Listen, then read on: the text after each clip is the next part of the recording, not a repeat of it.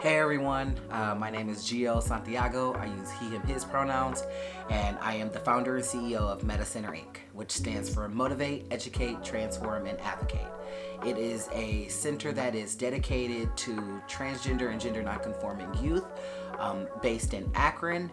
And so for Trans Day of Visibility, I've really been thinking about what to do. And so I've partnered with a few other orgs, Trans Ohio, Transcendence, and we really were just kind of tossing up ideas of doing things differently this year.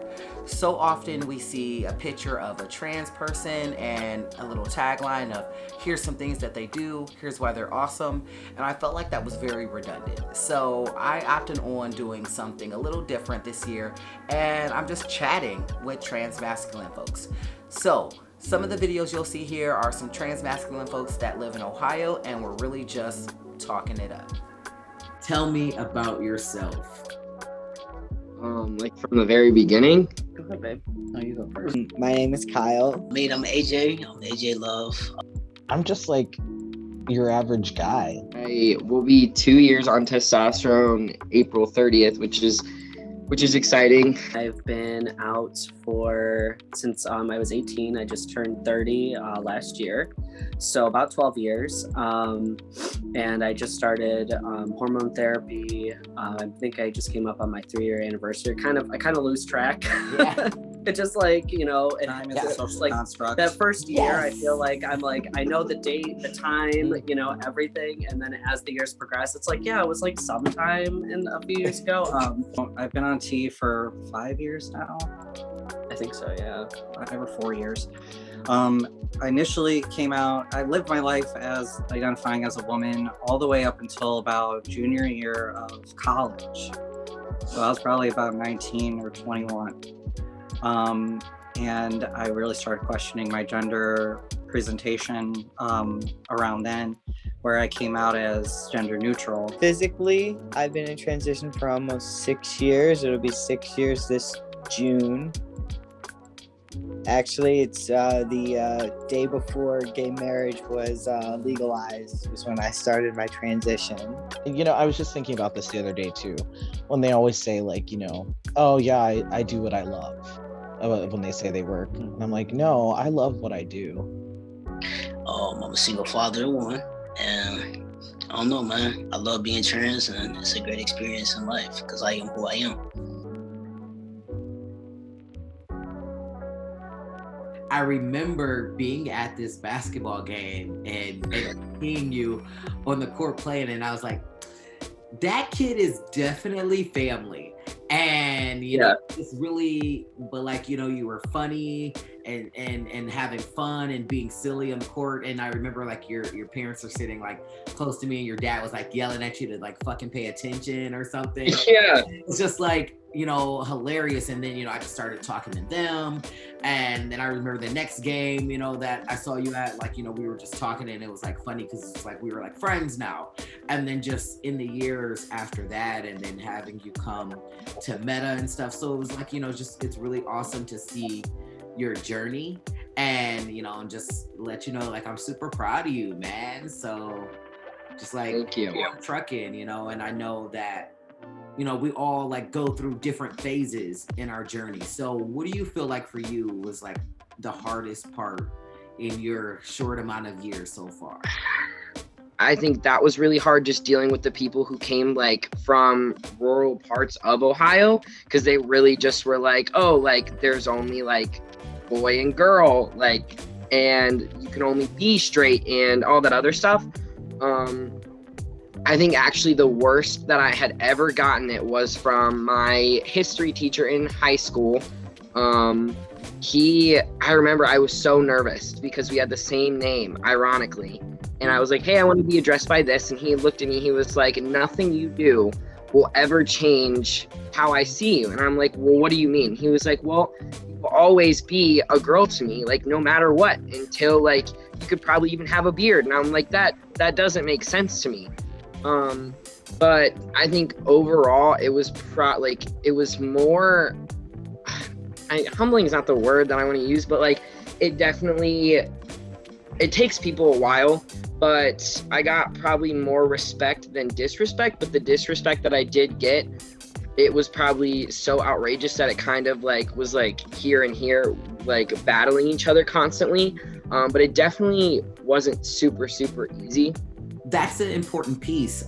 If you're able to be stealth, living stealthily in a place like Ohio is big, you know, especially because there's like so many rural areas, and we find that sometimes that's an issue for people, even if you're very passing, you know, whether it's because you're white passing or, you know, facial hair or all of these features, but just knowing that safety is a precaution for some individuals. Oh yeah, definitely.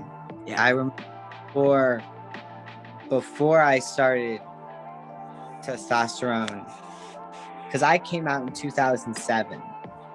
Okay. So, and I was actually on hormones back in 2012 to 2013 for a little bit. And back then it was a lot different than it is now. Like even medically. Yeah. Going from that to where we are now, even in Ohio, is shocking. I mean, Ohio just finally changed their birth certificate thing. Right. Which is huge, phenomenal. It was kind of rough my childhood because I have some mental health issues that I battle alongside, you know, my everyday struggle with identifying with who I am and becoming who I am. With that struggle that I've had all these years, I've been able to find a way to continue being who I am, which has been a huge problem that I've had, is letting other people tell me who I am. And then finally I was like, this is who I am. Get with it or you're not with me anymore. And that was back in 2015 when I started my transition for good. That's good. So like, do you feel like Ohio provides good resources for trans individuals who have mental health, or just trans individuals in general who need support?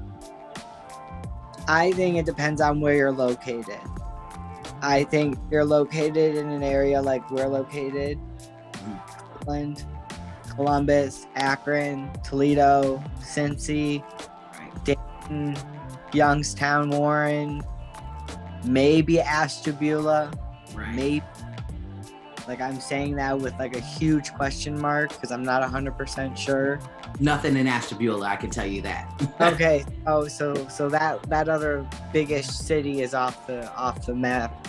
Right. They need to get with the program. That's what they need to do. Yes.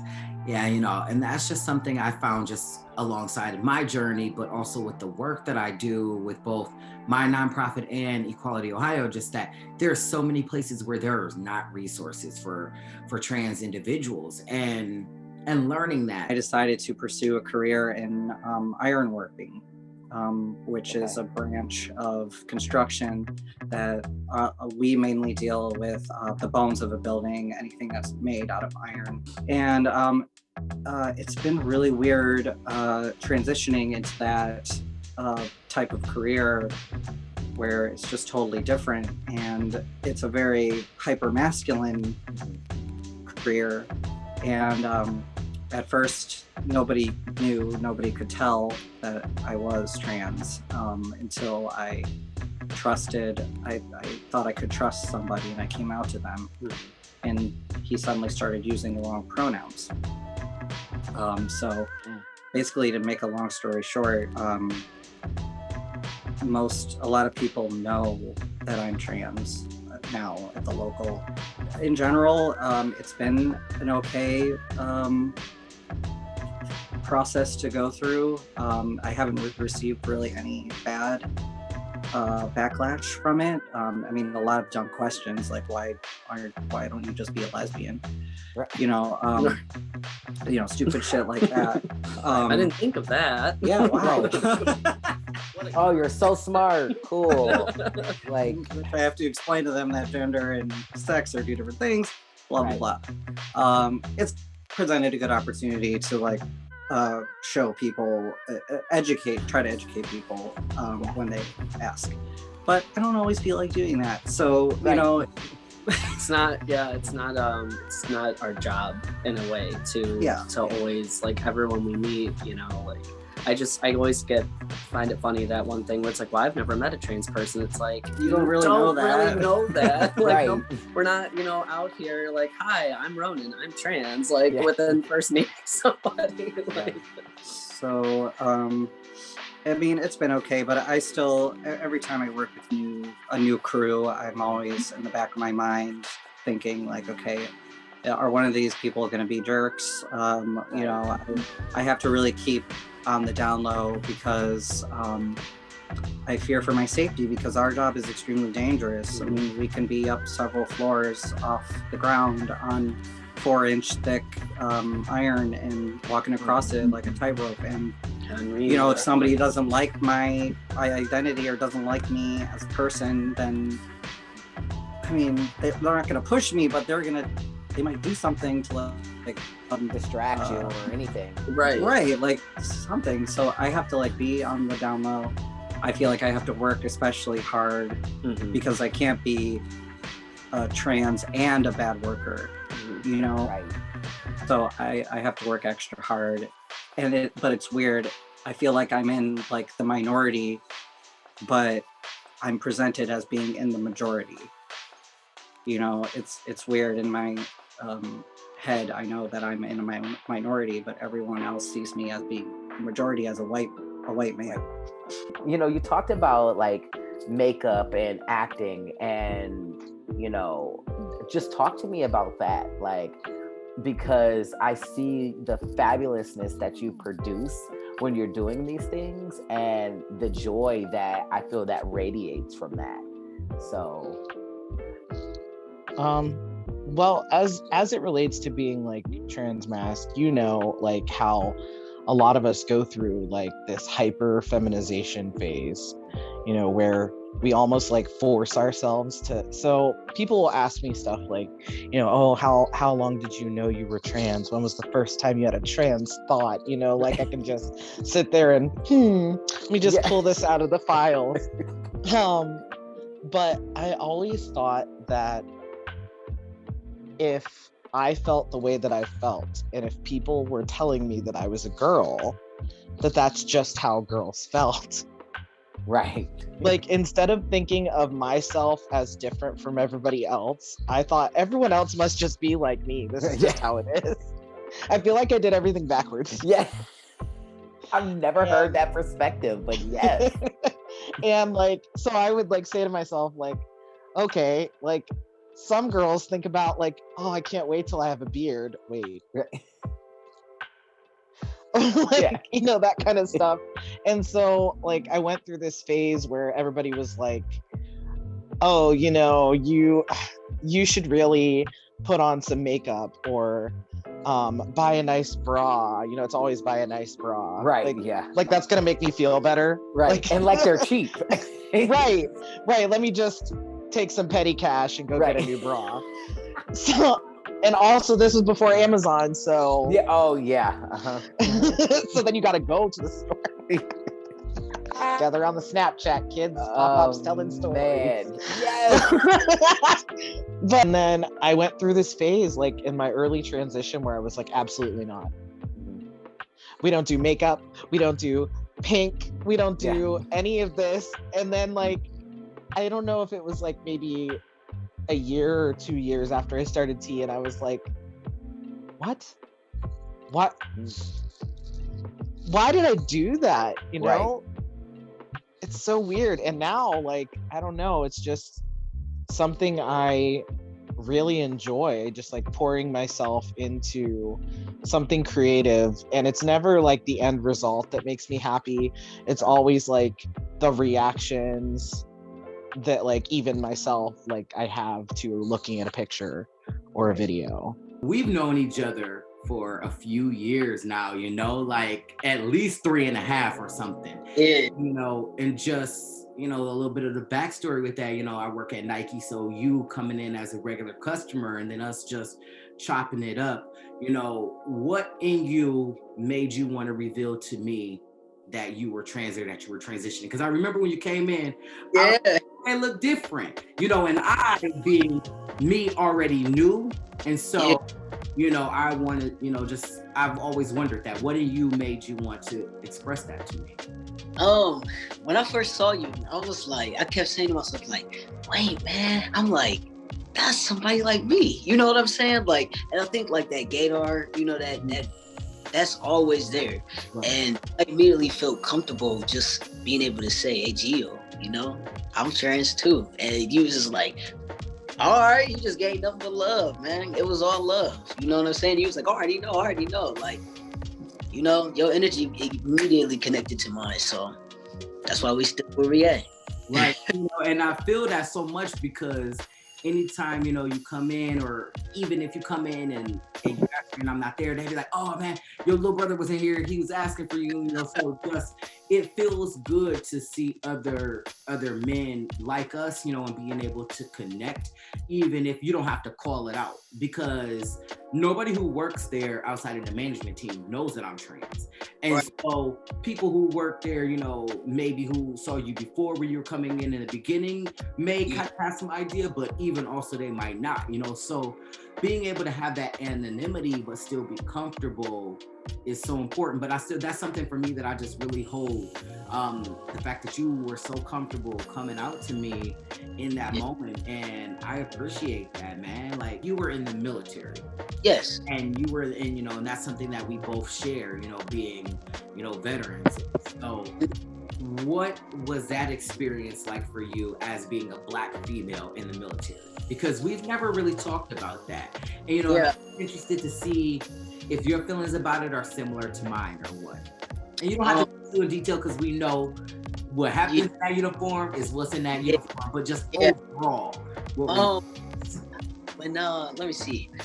I was always, I don't know, man. I was always, you know, I was gay, you know, but being able to be versatile was my thing. You know, I could, you know, pull the girl look off real quick, you know, and then when I'm with the groups, I'm always like, man, you know, I'm always that butchy one, you know, and it was like, I'm good. And I just started to live my true self, but you know what happens there, you know, and a lot of people don't know. So it's like, you know, it's something that you either you take to your grave or you share it, you know.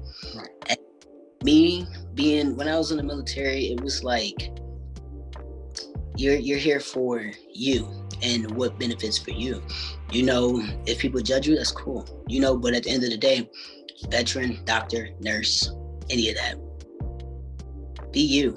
Yeah. It's hard to be you sometimes, but you have to break that course. You have to break that line. Yeah, you know, I talked in an interview the other day about how when I was, you know, in the military, I was obviously female identified at that point too, but saying, you know, I knew I was masculine, I knew I liked girls, so it didn't matter, but it's almost like if you are a Black female in the military, you're virtually invisible. Yeah. And so it's good and bad, you know, because it's like you're not seen until you need to be seen. And so that was an experience for me, you know, as somebody who's outgoing and able to make friends and talk to people and not have these issues outside of life, to have to feel like I was essentially living a double life. You know, I feel like I spent my military career living a double life, and that's no good, you know? And so how do you feel about the ban that was put on trans? Oh yeah, and now they made it acceptable. I think, you know, we had a messed up president, you know, at that time. You know, he was really greedy. And, you know, now these transgender men, women, they have another opportunity. You know, if they can't get an education, man, that's gonna save their life. Right. It's gonna save their life. You know, I think nobody, whether the military does not have a identity, you know, they want ever is willing to put their life on that line. Right. No, it does not matter about transgender. If you are transgender and you serve this country, you deserve the same treatment as anybody else who did it. Yep. And that is it. If you have no respect for that, then that's your personal preference. But we laid our lives on the line for you, human beings who are watching. So I've been on testosterone now for almost 6 years, and I've had my hysterectomy. I do plan on getting top surgery. I just don't know when yet.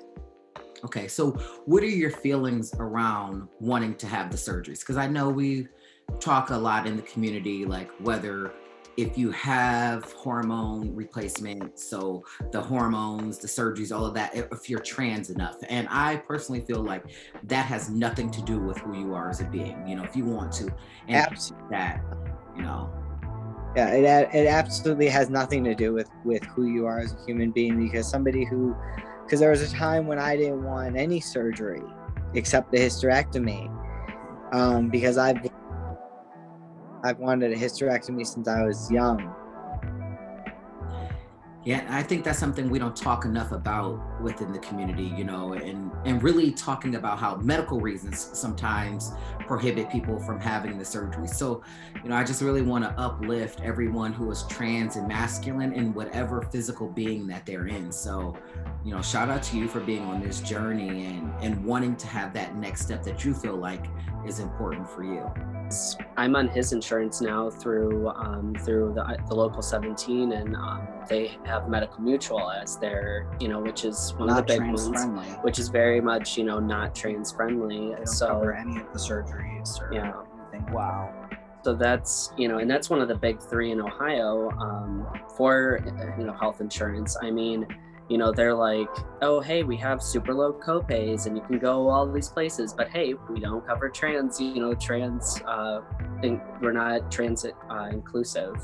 It's our best route is to see if a doctor would deem it medically necessary in order to get it covered, but or otherwise do what everyone else does, you know, crowdfunding to pay for medical expenses.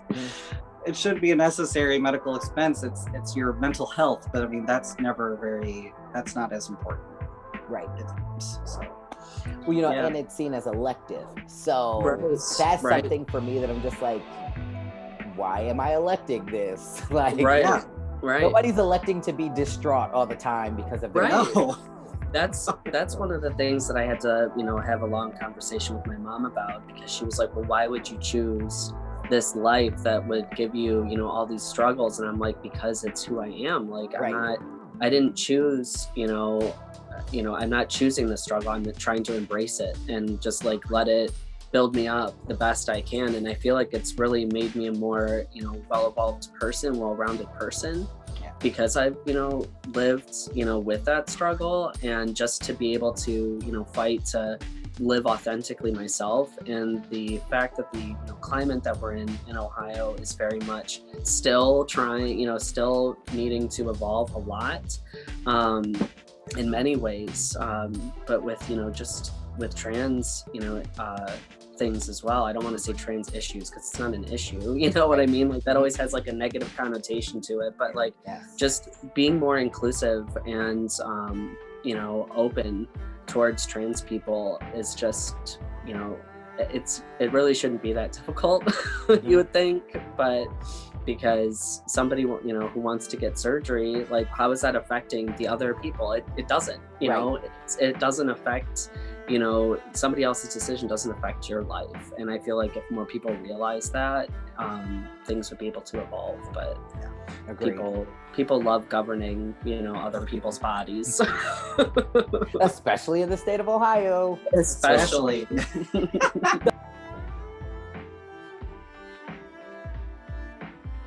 We talked about being a single father one. Talk about my nephew, because that's a homie right there, man. Man, going 13, going on 30. Man, I think my son, he's an exceptional kid, man. Being a single dad is a good thing. I mean, he's learned more like I've learned more with myself. And He just a kid with no judgment. He don't judge you. You know, if you want to be called this, he immediately changed it just to that. Right. Oh, and he's never been made fun of, judged about it, because nobody know. Just like you said, people don't know unless you immediately say, "Hey, I'm Right. let it go." You know, and your nephew, man, he good, man, he good. So how was he when you came out to him, when you talked to him about it? Like, what did that feel like for you? And what was, you know, obviously we know that he embraced it, you know, and he didn't have any problem switching the verbiage, but like, what did that feel like going from the role that you had to the role you now hold for him? Of course, we all know I was the mother at first. And, you know, I didn't transition until we really went and honestly took time to go to counseling for each other. Because as a parent, you just can't make your choice because you want to make your choice. You know, you have to remember that there's someone looking up to you. You know, so with that being said, it was like, hey, I need to not just do this for myself, but I need to make sure my child is okay and understanding. And once we really got to understand, you know, the therapist, counseling, all of that, we just was like, you know what? I'm ready. And when I did that, my son said to me, I still have a video of it, saying, you know, Mom, you know, you're my mom, but, you know, if you want to be my dad, man, that's cool. You know, and I still have that video to this day, you know. And I want to tell people, it is okay to be yourself as a parent. It is, you're woman, man, trans woman, man. It is okay to be who you are, because at the end of the day, your children are gonna love you regardless. Right. You know, you just can't. If you're afraid to jump into the hole where you want to be successful and you want to be happy, that hole is gonna always be there because you're not ready. Right. Facts, man. You know, you're married and your wife is white, and you know, and she's cis. So, you know, and that's a very similar situation for me. You know, I'm you know, married to a white woman who is cis. You know, so how has that been for you throughout, you know, the journey, you know, and then, you know, the last year of racial uprisings was a very complex situation for a lot of us who are Black or brown identified in interracial marriages. And so, you know, just wanting to see, you know, like, how did things sit with you over your journey and now? Honestly, I mean, I can't say that it's ever been a problem. Like, she's always been very vocally anti-racist, not racist, but anti-racist. And, you know, she comes from a very big Eastern European Catholic and Italian family. So they have some very loud opinions. And I've actually, we've cut contact with most of them. And like, we actually had a conversation where she was like, I never realized how, you know, why you were the way you were at family events, because even being light skinned, and here it is, even being light skinned, the second that somebody wants to make a joke or say something, it's always like, oh, haha, Kage is Black. That's the joke. Or the joke is, well, Kage isn't that Black. Right. And it's like, like, what? Yeah. Excuse you? Like, you can't use it. You have to pick one. Yeah. You can't just use it as like a thing and then like it's not a thing all of a sudden. And so, you know, this was actually around the election, the first one. And we were at Thanksgiving, of course, you know, the best holiday to be at. We were at Indigenous Peoples Day, and there was like a conversation going on about handouts and things like that, and you know how it always goes down that dark alley. And right, and I was like, I'm gonna go watch Game of Thrones, and I just like got up and went into the kitchen, and just that was it. I didn't talk to anybody for the rest of, you know. And she came up to me during this whole mess this time and was like, she was like in tears. She's like, I'm so sorry that you ever felt like you had to be around that, and how damaging that had to be to you, and you didn't say anything, and I should have known better. And it's like, no. I never expect you to know if it's not your lens to look through. Right. I never expect you to see it. But what I do expect is exactly what you did. Like, we know better, we do better. Right. And I know, like, just watching like your wife and everything she stands for, you know, just, I know that we probably have similar feelings, you know. It's just, it's really nice to have a partner that gets it. What was that like, you know, being transmasculine, both of you, and finding love together? Because that's not something that we hear enough of. And so I think it's an amazing story. Oh, thank you. So we met at a convention, an anime convention, because when conventions were a thing, I used to go around selling anime comic book conventions and selling my art. And I was dating a girl at the time, a woman at the time. I'd been with her for like 2 years at that point. And our mutual friends brought him over to my table, and they introduced us. And he always says the first thing he fell in love with me was my art. It was. I felt like I knew him, so, you know, without even having to talk to him. Like, his art was just like called to me. It was just so expressive. So I felt like I understood, you know, who he at least a portion of who he was as a person just by looking at his art. So after that, Flash forward 2 years. Yeah, 2 years probably. Allie and I broke up, moved back there, and then I was like, hey, I've always wanted to live in Lakewood. So I reached out to people on Facebook saying, hey, I'm moving here. Does anyone know this or that? And he reached out and said, hey, I want to buy one of your prints. And I was like, okay, where do you want me to ship it to? And he's like, well, how about we just get some coffee somewhere? Smooth. Man, nice transition with that. Okay. Yeah, I mean, he was smooth talker. Yeah. He still is. After my partner that I had been dating at the time and I broke up, I had moved down to Columbus with them, and things just fizzled out. We just grew apart. And so they moved back to Missouri, where they were from. And, you know, I had reached out. We've maintained, you know, a friendship, you know, during that time. And he really kind of pulled me out of that like depression, that like post-breakup depression.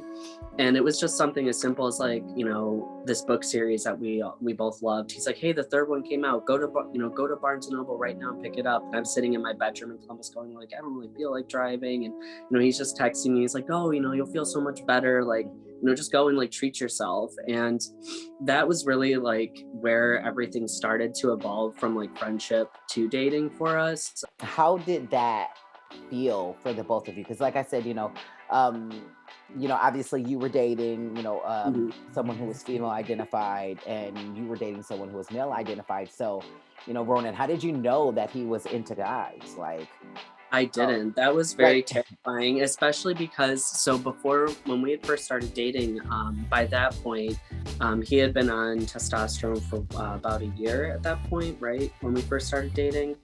And I was still... When we first started dating. And I was pre-testosterone. So I wasn't, you know, and before we started dating, you know, he had only dated female presenting and identifying people before. So you know, for me, I had always considered myself pansexual. So it really wasn't, you know, a factor for me. I was, you know, worried about that. I'm like, well, what if, you know, aside from the fact that he'd been pining after me for years, you know, I'm like, what if I don't meet his expectations?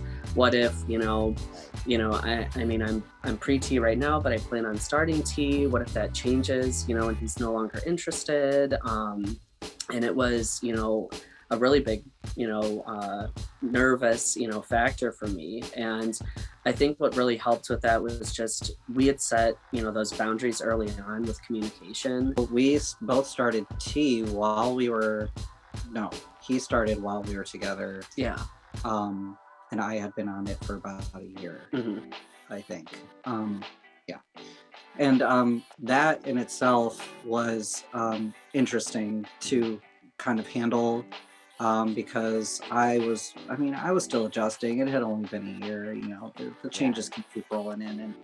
And so, it was like it turned into a bit of a roller coaster ride, like with his the doctors that he was trying to see, and the initial stages of starting. There's a lot of setbacks for my there was a lot of teen setbacks. journey. Yeah, so it all kind of began in chaos. But I wasn't going anywhere, he wasn't going anywhere. We had such a strong bond, it seemed that there was really nothing that could break it. In a way, it, by having so many of those challenges for the first year of our relationship, it really solidified our bond even more.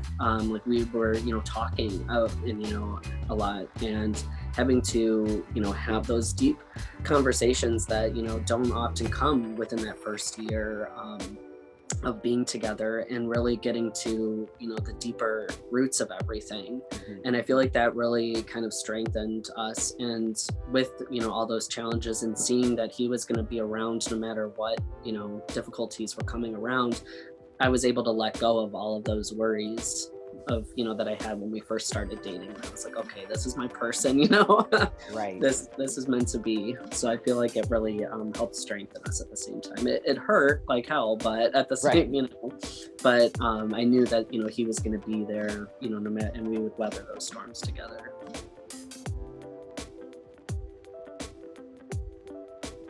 For me, it's always difficult because whenever there's a conversation brought up to talk to Black people, who are trans, I always kind of push myself to the back a little bit because of colorism, and because, yes, phenotype matters. So most people look at me and they see a Black man, but I cannot deny that I have extremely light skin. It's just how it is.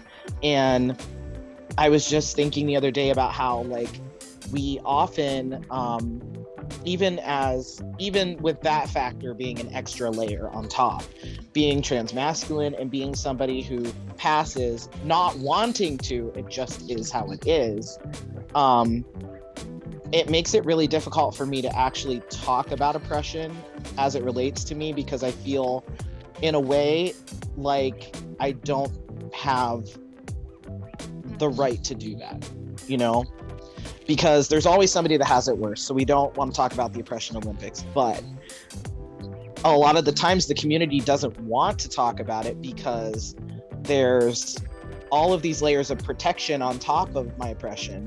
But it doesn't change the fact that the second somebody realizes I'm Black and that I'm trans, I'm in danger. So it puts me in that weird place where I feel like it's my job to be protective, and it's my job to talk to white people about racism, and to talk to cis people about trans oppression, and to talk to other trans people about misogynoir and trans misogynoir. It's so important, because I don't think people really understand the severity and the target that we have on our backs by being Black and trans, because we know Black trans women are the highest rate of individuals that are murdered. And it's we have these conversations, but we only have these conversations when they're beneficial for somebody else to be having these conversations. And I think people don't think about that. But for me, that's something I'm always thinking about. I know I'm not gonna be out in this area because I know they don't like Black people, and they don't like trans people, and so that's a double whammy. But really that importance of what it looks like to be Black and trans, and the safety around that. What goes through your mind when you leave the house every day? As I don't know if you noticed, when I did cut all my hair off because I had dreads. Man, hair wavy. I had beautiful hair, and I changed it to dreads. And I was in Cuyahoga Falls, where the Burger King is. And I pulled over, and it scared the shit out of me. I mean that, because I had dreadlocks, and they were aggressive. They thought I came from a bar. They was like, "Why the cologne?" I said, "Oh, I'm sorry, you don't invest in your cologne." So with the, and they get out the car. So I'm like, "Why?" that was one of the most scariest things in my life, because being Black, I had dreadlocks, I had tattoos, I was pushed up against the Burger King as my son was watching, and then I let them do me with the test, the little drug test or whatever. And as he got to saying, shut up to me, I'm like, oh, no. I'm like, bro, look, hold up. I'm an FTM. I was like, I'm a transgender. Like, I was like, because I didn't know the next step. Right. You know what I'm saying? Right. I didn't know that. So that's why I had cut all my hair off, because it made me fear being a Black man with dreads, tattoo, having a nice car. You are their target. Yeah.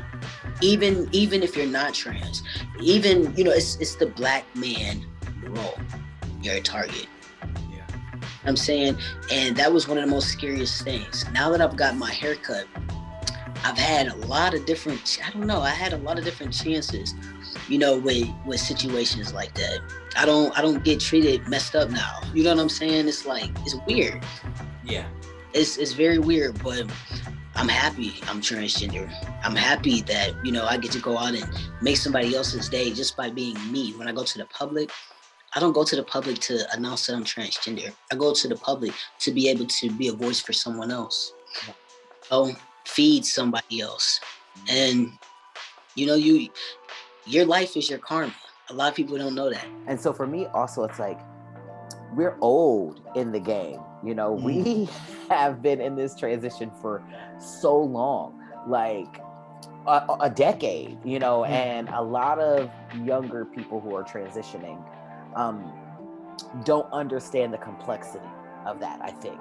And, I interviewed another guy for this project, and he's like 2 years on T or something. And, and he's like 21. And I'm like, the vast amount of resources that you have that were not available when we were transitioning is like, it's mind-boggling. I think for me to think about, and also for the younger generation to see. And so what is that like for you when you think about that, or when you see some of these younger trans guys and you're like, man?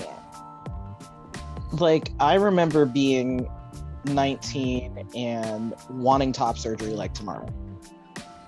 And I remember watching other guys do that from LiveJournal. Right. And actually, a couple of them have found me recently and been like, oh my God, you look great. Like, I remember you from LiveJournal. I'm like, I looked nothing like this. So, like, the fact that you remembered me. But yeah, it's hard not to be bitter. Sometimes it's really hard not to be bitter, because, and then I'm like, no, you let those babies be. You let those babies be, and you protect them because you wanted that. Right. And this is what you worked for. Because let's face it, we didn't work for anything we've gotten in the community or tried to get in the community for ourselves. Right. It was always for the babies, or for, my sister that's older than all of us and just now gets started, Right. It's not for it. It's a labor of love, and that bitterness kind of melts away when you see like their smiles. I just my friend's little brother just had top surgery today, like just woke up like 2 hours ago. Wow. And he's like, I think he's like 20, and just looking at him, and he's part of the wolf pack, so like, looking at his pictures in front of Wolf's Clinic and everything, and it like took me back, because I just had my 5-year anniversary, so like took me back to that moment where like nobody could have touched me. Right. Nobody. And it's like, I just want all of them to feel that way too. So I hope you enjoyed the video that you just watched, and you really take away something from each story that you heard. All of those individuals are in the same bucket under the trans flag, but live vastly different lives and had amazing experiences. And I know I learned something chatting with all of them. The next steps I would give to you: follow these individuals, support the work that they're doing, uplift them, share anything that you see that they're talking about or that they're promoting. Share their work from Meta. Share stuff from Trans Ohio, Equality Ohio, Transcendence, Margie's Hope, make some donations to those orgs, whether it's one that you deeply care about or one that you learned about today. And the one that I hope you learned about today is Meta. So you can go to Facebook and follow there. Also go to the website, www.metacenterinc.org, and click donate, make a donation right to us. But share this video with your friends and learn something. Learn something every single day about somebody that you didn't know, and share that information in a positive way.